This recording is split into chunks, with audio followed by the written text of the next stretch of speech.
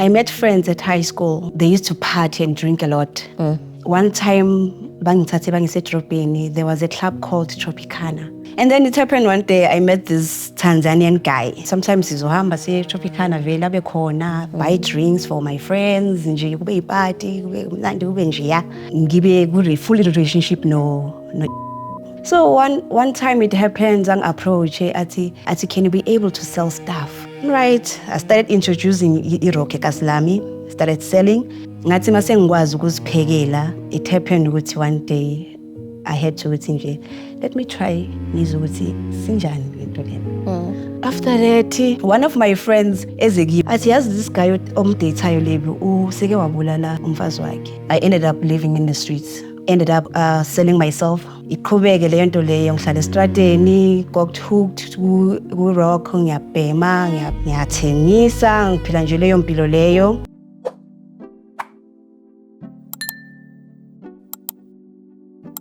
Stand by to Mikwa on 3, 2, 1, and action. Sanibonani Dumelang, everybody, and welcome back to Soweto Podcast. Y'all know what it is. It's your girl, Tamiko Castle, back again with another amazing episode. Don't forget to like, share, subscribe, and comment down below. Let us know what you guys think about our amazing stories. Ne? Without any further ado, let's jump straight into today's business. Hello, Mama. Hey, okay. Ngiyaphila ngicela ubhekele ya camera usintroduce usitshele ukuthi wena ubani usuka kuphi umuntu onjalo ukhule kanjani supervisor sweet girl kwenzakalani. Okay, sanibonani and thanks for having me. You're welcome. Igama lami nguLebo wakasithole. Ngikhulele eMfulo. Okay. I was not raised by my mom. Okay. Ngikhuliswe relative yakabo mama. Okay. So when I grew up, bengumuntu nje othanda izinto. You know, I've got friends. Bathanda ukuphuza utshwala. We used to go party, you know. And one time I remember, I was a naughty because in the scholarship, bengibona kahle ukuthi ayisingenzela kancane. Ngithanda nje party nje. You know. Personality wise, I'm a bubbly person. Outspoken. Okay. Humble as well. I can tell. Yeah. A bit shy. Why? I don't know, but I'm a bit shy. Okay. But umuntu mase ngumjwayele, you open up. I open up. Okay. Yeah. Do you have any kids? I do have kids. I've got 2 kids. One 17 and one 3. Chumu young so 17. Jesus, you're still very young and beautiful. 18. Okay. Yeah, first born in 18 years. Yeah, and then impilo bengiphila nje iyo leyo. Yeah. Ukuthi ngiyajiva nabangani ngiyaphuza, impilo yiyo bengithanda endlini ugogo noma ngikhalimela Lebo stop what you're doing. I was like gogo bengekho inkathi zakho mina, can you give me a break ngiyacela. Okay. You know, bengamameli kakhulu. So ended up ugogo ashona. Makashona ugogo, I had to go back to my family. Side na mama. To only find out I was not close to my mom. Okay. To only find out to my mom, she was an alcoholic. Okay. Didn't have time for me and so forth. And that time maybe I needed some love from my mom. Maybe if she was there, but she was never there.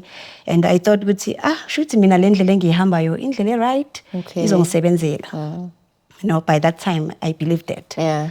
You know, so yeah, ngiphila nje leyo mpilo yabangani.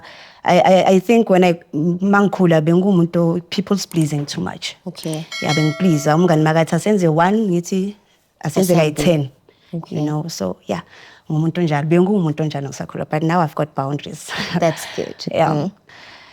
I met friends at high school. When I met friends at high school, they used to party and drink a lot.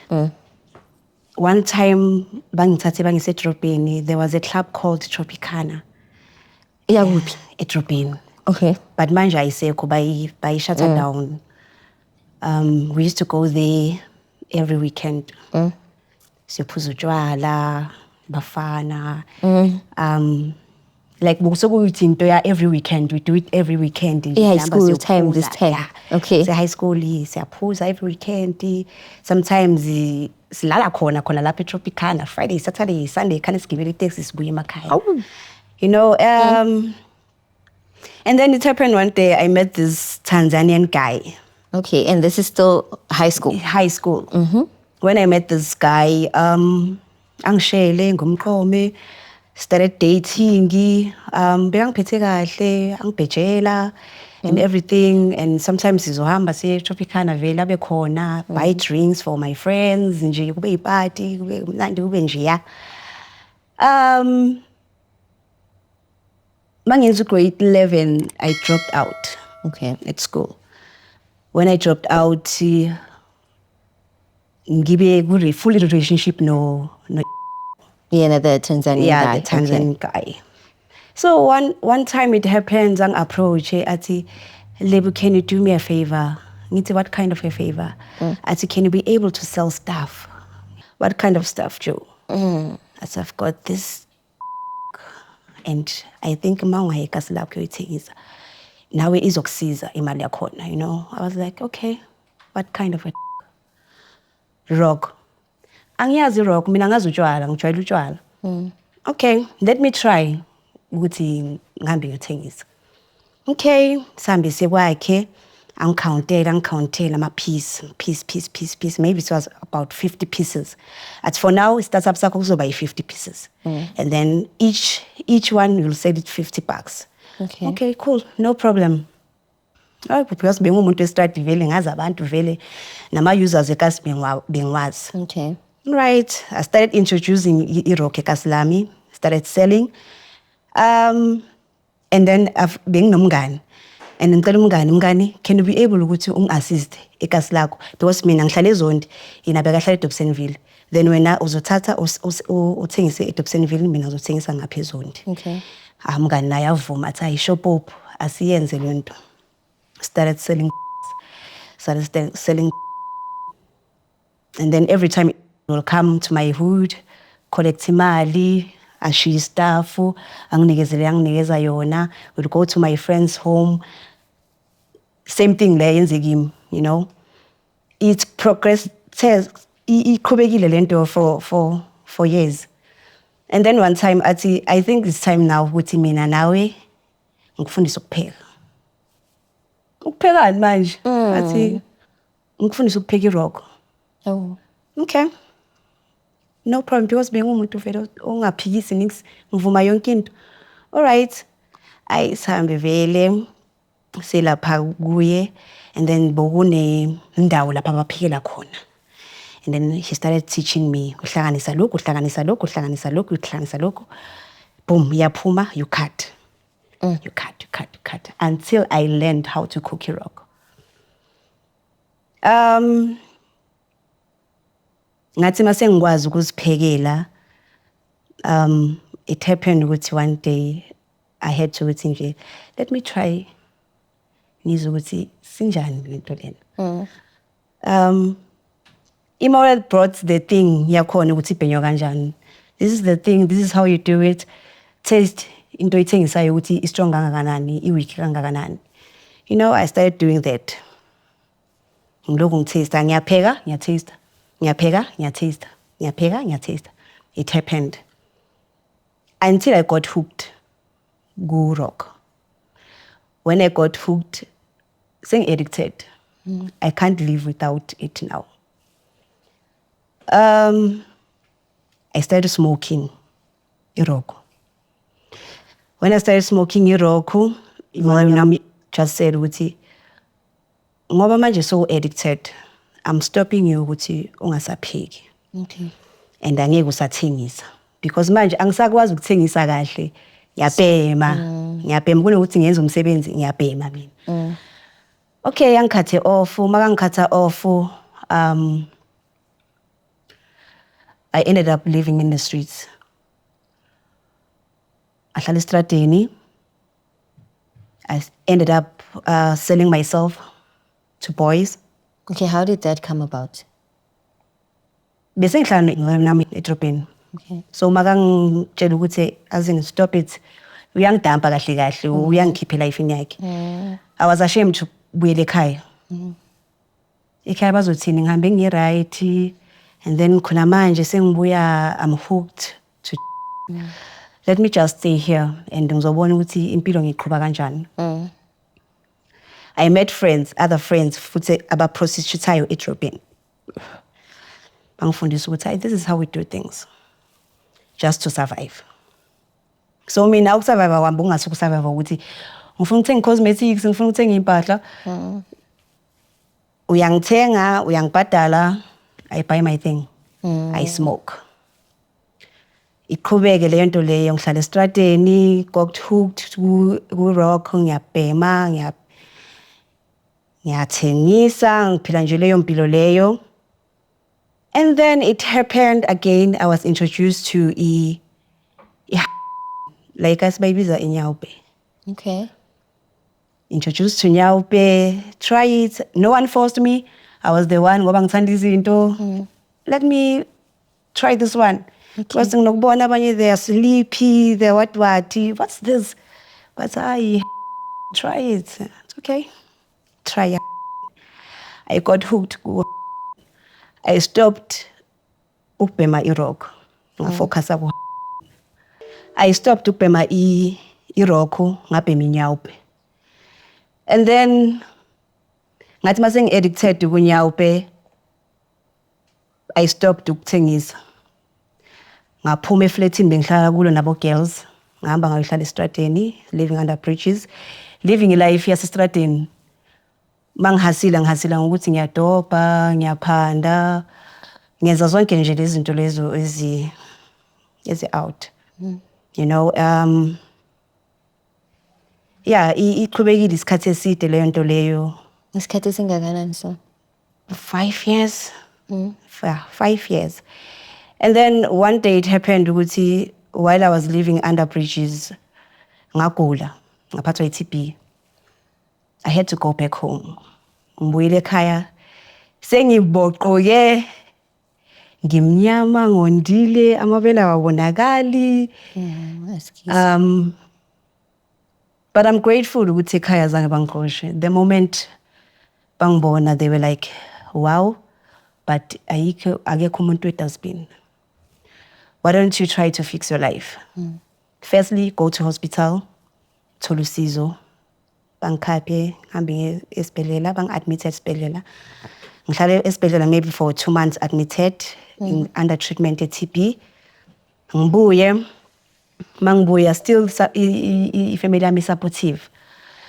That time still my mom is an alcoholic. My sisters are there for me. I've got 3 sisters, but the one omunye ushadile eKimberley. Bangisupport, bazama ukuthi bangise rehab. Babangise rehab, ngivume because I wanted to please them. Okay. I was not doing it for myself. Okay. I was still enjoying their life as a strateni, and I was still enjoying it ngibhemayo. Ngiye rehab ngihlale i6 weeks yami ngibuye. Mangibuya ku December. Ngithi no, let me drink alcohol. Okay. Ngibuyele ku alcohol December. Believe you me, January I was back to my Nyawupe. Fika January I'm back to Nyawupe again. Started smoking Nyawupe again. Did you go to rehab before that? It was my first time going to rehab. Mangizophuza utshwala. Okay. It was my first time going to rehab. Ngathi mangibuye rehab, I thought alcohol was not a drug. Okay. That time I did not have awareness ukuthi alcohol is a drug. Okay. Ngizitshela ukuthi I can survive. Bayaphuza utshwala, bayasebenza, bayenzani. I can also maybe go back to school and manage to make my life manageable. Ngibuyele January back to Nyawupe. Again started again futhi ngihambe ekhaya. Abangixoshanga abayenzanga niksi ngihambe ekhaya ngihlala nabangani. Still le life leyo yokuphanda ngamathini, phila nabangani, trap houses. Iqhubeke leyo mpilo leyo. And I remember one year I met a guy about to bekahlala eDobsonville. This guy young date, date. This guy bekawazi just because bese ngikhathela ukuphanda egangeni nani bekawazi ukungithengela iNyawupe yami. I support. But he was so abusive. Even though noma bengafuna ukulala naye, I had to sleep with him. Ngenkani, angishaya, I remember one day I survived angishaya ngeKruger the whole night. Just because bengafuna iKruger.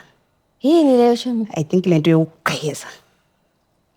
Ngisenye insimbi nje nezinto ezethu. How? Yeah. Silwela nje ukuthi ufuna ukula nami, and I was like, I can't. Sekangitshela ukuthi buke la nabafana. That's why ngafuna ukungipha what. The whole night he was beating me up with this Kruger. By the grace of God I survived. Ngathi kuseni ngakwazi ukumanage ukubaleka. Mangibaleka ngihambe ngepolice station bathi bafuna J88 I think. I have to go to hospital first and I did that. Ngihambe ngesibhedlela, then go back to the police station ngivule i-case. Masithi siya kuye simthola udakiwe blackout. Amaphoyisa athi angeke sikwazi ukuthatha umuntu blackout kanje. But bayamvusa akavuki, bathi hayi angeke sikwazi ukuthatha umuntu o blackout kanje. Bamshiye khona lapho. Right. Indlule leyo.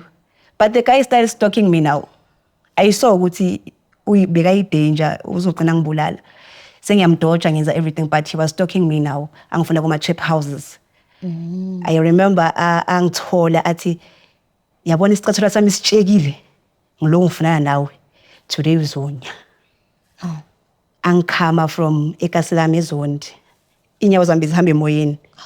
From Zondi to Dobsonville. Angibambile kanje. By the grace of God, maybe uNkulunkulu bekangafuni ukuthi ube isikhathi sami. I didn't die. I thought I was dying that time, but I didn't die. Masifika roomini again, uyangishaya. Baceda ungishaya, ungithengele stuff sami. Ngiyakhula down. After that, one of my friends, Ezegim, I used to smoke with her inyawupe. Athi yazi this guy omdateayo lebi useke wabulala umfazi wakhe. Are you aware? Uzokubulala wayangaphumi kulo muntu. I was like, hayi, useke wabulala umfazi wakhe. Athi iphumile nasemaphepheni nasema-radioweni wena uhlele nalo muntu wayedate lo muntu lona. Ngithi mara uyangithengela. Like ngiyakwazi ukuhlala endlini, angithengele stuff sami, ngibe right, ngibe sharp without ukuthi ngihambe ngiyopampuruka eitradeni. Like angisafuna ukupampuruka eitradeni, ngifuna ukubhemela like endlini. So the way angithetha ngakhona, it's fine. Athi lebi awuzithandi. Umele induku, umele ukushaywa. That time vele bengakazithandi. And then it happened ngihambe, I think ngihamba ngaye hostela. Ngimtshontshela ugayi. Ngitshontshela ifoni, igathulo, i-amp lena yokudlala i-radio. Qoqe. Ngihambe ngiye eDube hostel. Fike ngithengise lezi zinto lezi, ngithole into yami yokubhema. I never went back kuye. Mase ngizwa ama-rumors bathi ushaya umalume wakhe wamgwaza wamkhipha amehlo just because athi umalume wakhe ujola nami. That's when I started to this guy is dangerous. Ngibaleke ngihambe ngiye edrobheni, ngihlala edrobheni. Okay. Ngibuyele edrobheni futhi kule life yokuhlala phansi kwama-bridge, phande, just to support my DOC again. Edrobheni ngaboshwa.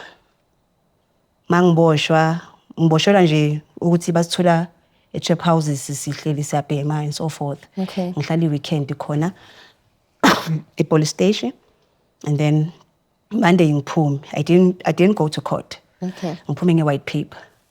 I come back.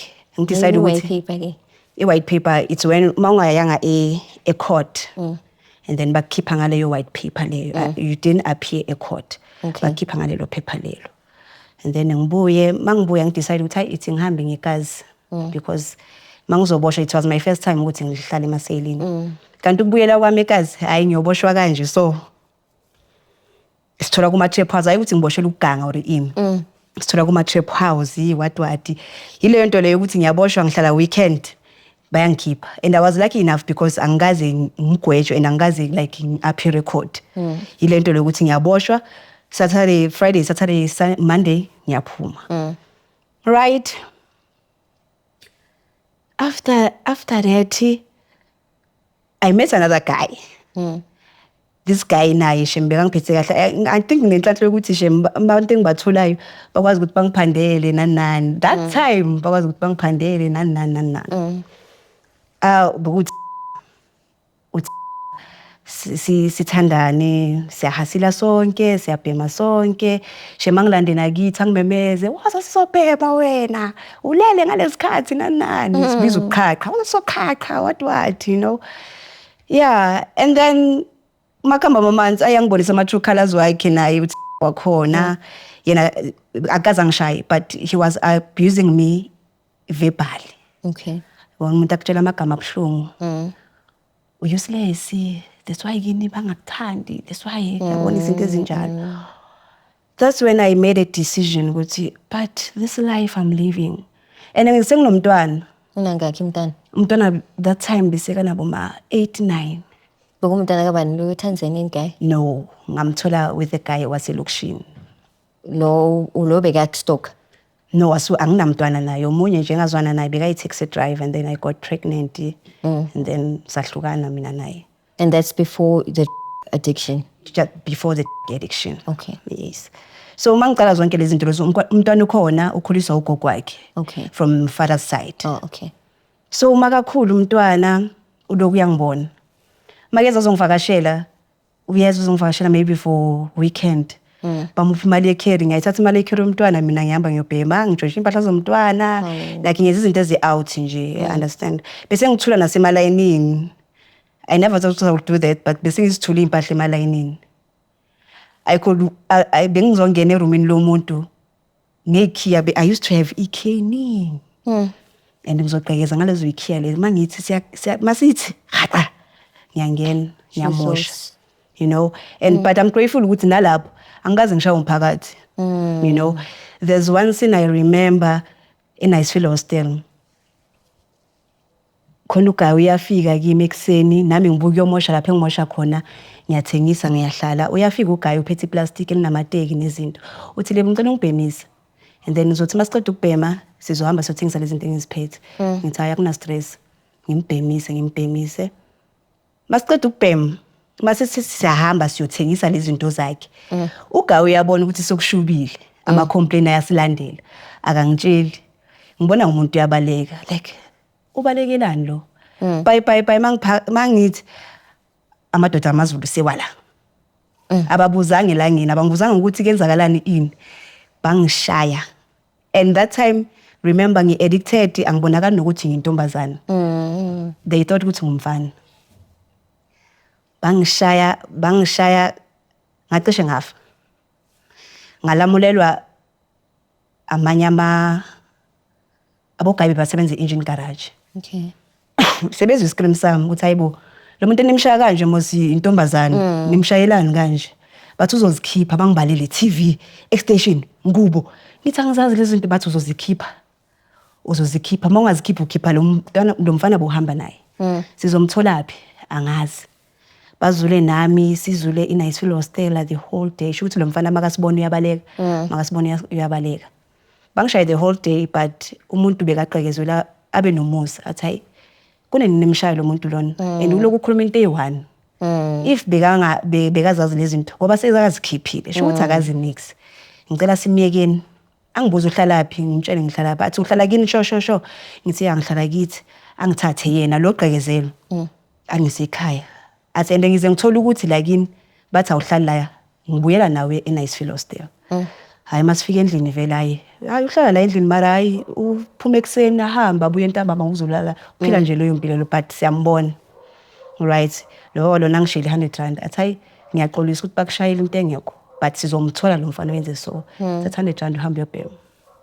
Okay, ngaleso sikhathi lezi zinto lezi benithi ngisithengisa zibaleke nayo ugayi. Okay. Ubaleke nazo le plastic le laselanga esinini. Right? Kulawo manxeba azi-addiction ibhlungu kanjani, because noma ungaba sepenini kangakanani as long unemali ayaphola amanxeba. Phuthumele eJabulani hostel ngihambe ngiyobhema ngibe right.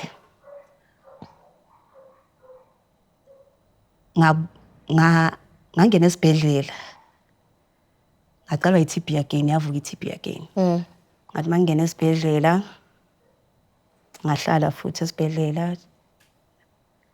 Admit esibhedlela. Started bangitreat esibhedlela. Bangitshela ukuthi kufanele ngiwaphuza amaphilisi wami, what. And then I think that time kwaba ne-wake up call ukuthi but the life oyiphilayo asiyizo, asi-life, just a fake life.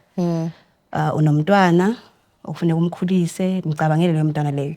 Uyi-example enjani kumntanakho because naye umntana bese kangibona ukuthi ngiyabhema, like uzofika kimi, mama why ungayeki lento oyibhemayo? Sometimes uzongithola ngipikara lapho, mama ulelele estradeni. Yabona like zangishaya lezi zinto lezo ukuthi nginomntwana wayengamcabangeli lo mntwana engimzele. You know, ngathi mase ngizo discharge ngakhuluma ne-doctor yami ukuthi ngicela angirefere ku social worker. Angirefere ku social worker, ngazitshela social worker lami ukuthi hayi nginenkinga and ngiya-admit ukuthi nginenkinga. Ngine-problem yokuyuza ama-drugs. Naye social worker ifuna ukwazi i-history yami, ngimtshela ukuthi hayi ngicela ukubhema through ukuthi ngipheke irokho and so forth. So ngi-addicted, angisakwazi ukuphila without ama-drugs. Yonke into engiyibambayo ngicabanga i-drug. Kubuhlungu kanjani ukuthi umuntu azothi bamba nasi isinkwa bese wena uyothengisa leso sinkwa leso. Ngilambile ngaso sikhathi. Ngiyathatha ngiyosithengisa ukuthi ngithole leso sinkwa, ngithole lento engiyibhemayo. And then i-social worker lingireferele vele e-rehab. Ngihambe nge-rehab 2021. Yeah, 2021 ngihambe nge-rehab. It was June 17.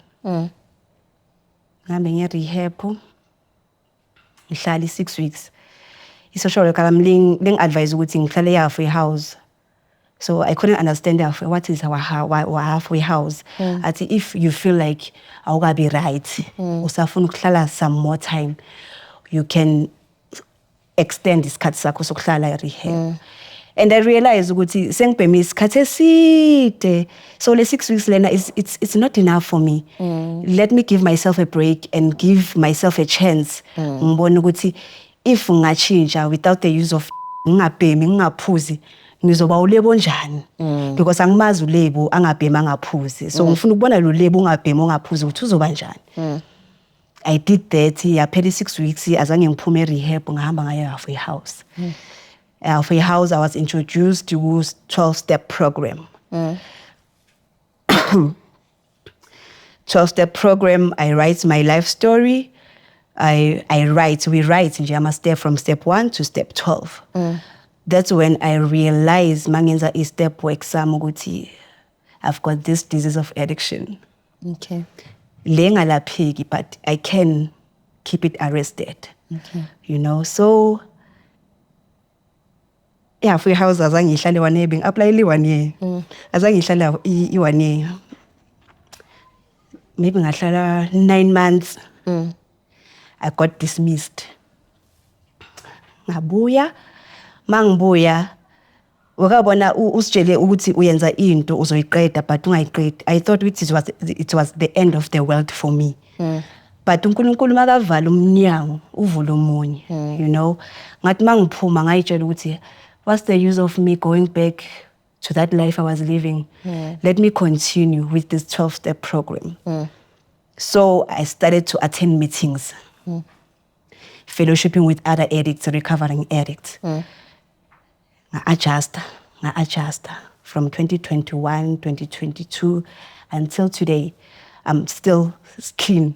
You know, I'm clean and serene. I don't drink alcohol. I don't smoke. I smoke cigarettes. Okay. Yeah, but yeah, uNkulunkulu nje emuhle njalo. I am always grateful. I've got a gratitude list. Every day I write my gratitude list to say, thank you, God. Thank you ukuthi azange ngife during my active days. Thank you ukuthi ngi-experience whatever I experience to be here today to tell my story. You know, some they don't survive addiction. True. They die through addiction. So I'm always grateful ukuthi kind of this saying, Eti, many are called, but few are chosen. So I always say, Wuti, I was the chosen one to be still alive and tell my story, Wuti. This is what is going on, you know. And right now, where I'm at peace with myself. Ngizixolele for my mistakes. it was my path to ukuthi ngindlule lapho ngidlule khona. I always say this because ngihambe ezikolweni to talk about awareness. Okay. I always say this, if akubhemanga mina bokufanele ubheke umntana kabani.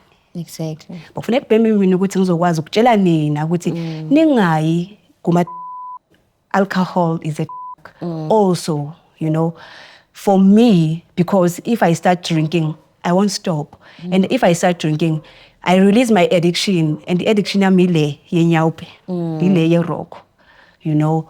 So I'm always grateful, Uti. I'm here today, you know. I'm a productive member of my society today. I'm a sister to my sisters. I'm a mother to my children. Before my mom died, my mama ushone seka ngasekho sharp seka gula naye beseka yekile ukuphuza utshwala. I was there. Bengumgeza, ngimphekela. I'm grateful ukuthi I got a chance ukuthi ngibonde naye leyo 2 years leyo to be a daughter, because I was never a daughter to my mom. Bengiyiskepsele nje azasho ukuthi azini ngumele nje ukuthi bangene bathi na ngiyahamba umlanda esigangeni sikungcwabe. You know, abhlunga amagama kanjalo azophuma emzalini, you know. So I'm always grateful ukuthi uNkulunkulu ungiphile opportunities to be a better version of myself. To progress. I'm not perfect. I'm a human being. I do mistakes. But I'm fighting for a progression now. Just for today, be a better version of myself. I'm worth it. I'm variable. I love myself. I've got boundaries. Ngeza manje uthashaye ngitshela ukuthi shaye one. You're right, sharp. You know, I'm able to say no now. I'm able to stand my ground with angifuni. Angeke ngikwazi ukuyenza leyo nto leyo. I confess kuyo yonke into engiyenzayo or engizihlanganisa nayo. Mangibona ukuthi izongibhayizisa. Ngisichoose mina ukuthi I come first.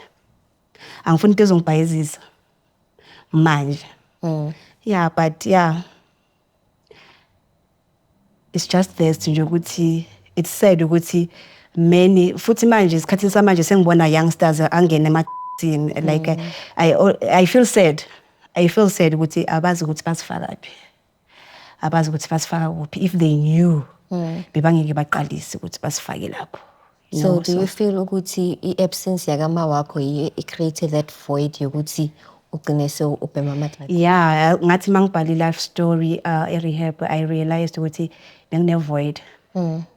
Yokungathandwa abazali or not having umuntu ozongitshela nje ukuthi le would do this, le i-right, le i-wrong, you know, because ngikhule ukuthi into wrong i-right, i-right i-wrong, you know. So yeah, that made me maybe to go through whatever I went through just because my mom was never there. I was feeling that void yokuthi mama akekho, you know. Yeah. Okay, and then what about your father? I don't know my father. Okay, so that also I've futhi yabona futhi leyo I don't want to go deep about it because I don't know him, you know, and I've got ubaba uNkulunkulu wami. I always say that ubaba uNkulunkulu wami. I don't even to open that door ngifuna ukuqala ukuvula lo mnyango ukuthi I wonder baba ngubani. Baba uNkulunkulu wami. Yeah. Okay, so I want to understand something. Yaka unothoma urekisa this rock thing. How much were you getting from that money to be able to sustain yourself? And how much was this guy taking from you? Half. Remember that time we were dating? So half. So when's the malin so? It depends what in Peter ama anga. I need to telling of 50. Yes. Let's go 50 lay when actually half. I'm not good at maths. Okay. But yeah. Okay, let me see if we have any questions for you here. Yeah. Yo, Chomi, I'm so proud of you. You changed your life, and I'm sure it's all by the grace of God. It's not me. It's not my will. It's God's will. Yes, about the trap houses. Tell me more about that. Trap house, it's like a house in an order. Do you see a building like I said, they end up Tanzanian or Nigerians, they make him trap houses. They sell there.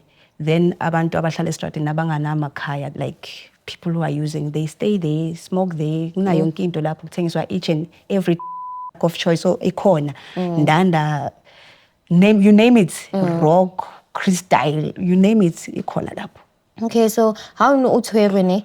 like weekends you would get arrested or spend the weekend. Would you still get supply in the cells? No. That's when you actually sober up. Yeah. Withdrawals. Tell me about withdrawals. Withdrawals ngizogula because angibhemi ngithi. Ngizogula ngiphathwa ama withdrawals, aphatha ama down. Yeah, aphatha ama down. My stomach will be like having cramps and so forth. But obviously funeke ngibe strong. Ayikho. I have to be strong. And the first thing, how old like yolata yona same time? Exactly. Angiye ekhaya, ngiyahamba ngiyehostela ngiyofuna phela ukuthi shaye. You know? Oh, that's a tough life, eh? It's a difficult one food. So a healthier how is it since we are on TB? So I'm healthy. I'm healthy. Like I'm looking at myself now. Let me take care of myself, my well-being. You know, my health comes first. As I said, I come first. So noma ngaphathwa ikhanda nyana nje, ngiphuthumele clinic. You know, next ngami. I'm so proud of you. Yeah. And then any advice you'd like to give teenagers of nowadays that feel hey, mina ngifuna ukuyogroova. Abazali laba bazongibambezela. Hamba nabangani. Like youngsters, they have to stop being people-pleasing. Education is the key nowadays. Without education, you are nothing. As more ufuna umsebenzi bazokufuna umetric, wokucleaner, bakufuna umetric. So just focus on schooling, your education. Forget about friends. Abangani angeke bakenzele nix. Abangani angeke bakenzele fokol. So focus esikolweni. Don't do things ezokuthi kusasa mawuhleli masowukhulule uzisole ngazo. Because isikhathi sobe sesihambile. Ngeke ukwazi ukubuyela emuva. Kumnandi kanjani uthi maybe at the age of 25 uqedile isikole nemoto yakho nendlu yakho, you are earning your own money. Awudependele endodeni ukuthi ngimele ubaba angiphe life emnandi leyo. Okay. Ngiyabonga for isikhathi sakho nokuza uzoshare story sakho nathi neTremor. Ngiyabonga. Just 2 questions you will ask. How's their relationship with the children now? Yeah. And also, how do you think your choices affected them? Yeah. Yeah, you can ask that question in Tamiko so it becomes... Okay, how's your relationship now? The relationship with my firstborn, it's wow.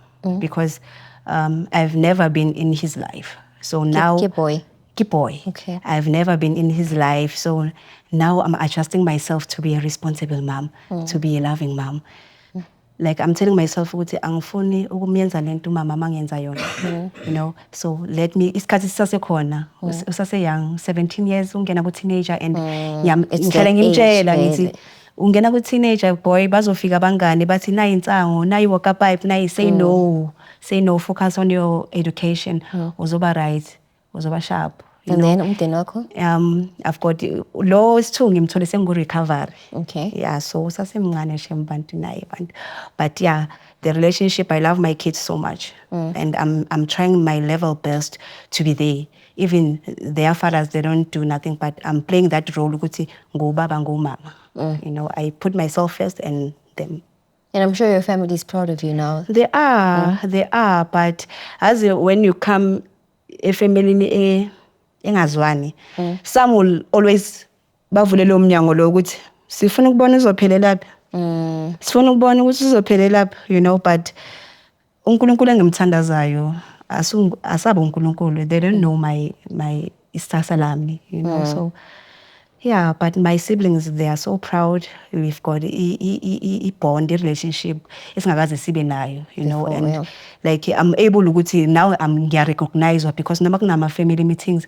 Lebu kuphi? Waza sakudinga na open your importance. Yeah, understand. Yeah. So yeah. I'm so proud of you. Well done, girl. And then one last question. I-rehab, iyasiza mawubheki? Mawufuna uncedo. This time around when I go to rehab, remember the first time mangiye rehab bengayeli mina. Yeah. Bengiyeli kuyoplease labo sisi bama ngithi. So this time around ngiyele mina. I made a choice, I made a decision ukuthi mina ngihamba nge-rehab. Angiyenzeli usisi wami, angiyenzeli umama wami, angiyenzeli ifamily yami, ngiyenzela mina ngoba ngiyabona imizari engiyiphilayo. So umuntu makazoye rehab, you don't have to force them. Umuntu umyekela i-reach rock bottom yakhe. Okay. reach rock bottom yakhe bese yena yenza decision ukuthi ngiyasurrender ayangihlula bese hamba rehab. Okay. Rehab yasiza. And then what do they do lapaya? Do they give you any medication to help detox. you? They give us something to numb the pain, but we touch for 2 weeks. Okay. Then after 2 weeks, ifuneka ama-withdrawals aziphumele, and uyazi asifana ngithi aphuma in different ways. Abanye bazogula, bangalala, abanye bayasweatha Okay. and funny part mina azange ngiphathwe yilawo ma-cramps, azange ngijuluke. Bengibona ama-ghost. How? Bengingalali. Ubona ama-ghost like for real? Bengizovuka ekuseni. Rehab mawuvuka ekuseni kufanele uvuke uhambe uyogeza maqeda ugeza you prepare the table for ukuthi lapho isodla khona. I was the flexible one. In the room maybe bese 40 something. Yimi ngiyi-one bengi-flexible bengizovuka ekuseni ngihambe ngiyogeza ngenze everything. I would prepare kitchen. Baze bangibuza ukuthi laba abanye banjani wena ngithi mina ngihlusha ukulala ngilali ngibonana nezibhoko aboshoti. I don't know baqhamuka. Serious. Ubona ditikidi? Serious. Tikulolo. Bengalali and for 6 weeks ngize ngiqede 6 weeks sami ngithe mafika kulapho sengithola khona ubuthongo khona sengilala khona but primary never bengalali ngibabukele balele kanje ngithi ngiyabheka lapha ngibona njalo ngize uyambona lo alebe mana ngimbona nangu lapha umile ugobile ngibona into zami ama withdrawals wami waphuma kanjalo yes yeah asilebukele buwafuna kwa haune. Let's do it. If there's any message or anything that she wants to say to her children, her late mom, anything that you feel like you want to pour out to them that you've never gotten a chance to say to them, or maybe you're afraid to say, what would you say to them? Ask the question to me. Yes, Chomi, is there any message you'd like to give to your kids, your family, your late mom? To my late mom, if she was here, ngicabanga ukuthi I was going to do more. Like how? To give her flowers more while she was still alive. But now I can't because she's no more. But ngiyamthanda. I never told my mom ukuthi ngiyamthanda. Has she ever told you? She never did. I don't remember my mom telling me uyangithanda. But I remember ngimuse esibhedlela. We had communication, you know, and I was able ukuthi ngenza ama-amends. Ukuthi I know ngumntanakho and I know I did wrong. Ngiyaxolisa. And what she said wathi ngicela uqhubeke ngalento oyenzayo ukuthi uhlale ungabhemi. Uzoba example to other kids. I was like, I'm going to do exactly that. But as besinokulwa mina nomamami, you know, we used to exchange words, you know. Sometimes ngafeel sorry ngezinto engishilo kuye, you know, but njengoba sekashonile futhi it hit me because mangihleli ngiyi-one ngithi why bokufanele ngisho kanjalo kumamami ungizalile. Noma bekathi uyi-alcoholic kangakanani bokungafuneki ngiwashilo lawo magama lawo. You know, but I know ungixolele and I believe ukuthi mina ukuzixolela kwami I'm doing myself a process of healing. You know, noma ngingaxolisanga but mina ngizixolele. Imisebenzi yami uyayibona ukuthi I'm trying my level best ukuthi ngibe sharp ngibe right. Impilo ayikho easy. Kunama challenges empilweni, kunama difficulties, but I told myself ukuthi I'm not going back. Beka phambili, you know, and to my kids I love them. I love them with all my heart. I'm who I am because of my kids. You know, I remember lo mncane vele angeke ngimbale but lo mdala, you know, I think he's the one engimtraumatizing kakhulu. Yeah, uzibonile ukuhlupheka kwami ku-addiction. So, but yena ngiyamtshela ke face to face ukuthi boy, I'm sorry. I'm sorry I was never there. Bokufuneke like ngiwile ngavuka nawe. But I failed to do that. But impilo, in life, ungenza ukuthi ngibe so with my choices nakhona. Akekho umuntu ongifaka isibhamu ekhanda wathi lebu yenza lokhu. It was my choices ukuthi ngiyenze whatever I did, you know. But sengifundile kuma choices wami, mistake wami ngifundile. Hey, Achum, are you dating anyone? Do you have any Visualizing supports. Right. Is Coming to somebody- that, coming out to rehab, they told me, like, ibang nigga suggestions, and I have to follow them. My suggestion. They told me, label, stay away from relationships, Okay. just for 1 year. Okay. I asked because ngiyabuza, why ifune ngajoli? But because you don't love yourself. Yet. Usahila. To know yourself, awumazi ulebo ukuthi umuntu onjani. So get to know Lebu for 1 year. Then after 1 year, you start dating. Okay. Ngayimamela lo suggestion leyo ukuthi okay, let me start 1 year, love myself and know Lebu who he is. Then after that 1 year, ngadata. But ngiyagileka. Ngiyagileka chomi. It's not for everyone. Yeah, ngiyagileka. So for currently, like, I'm focusing on myself, my recovery, my family, my children.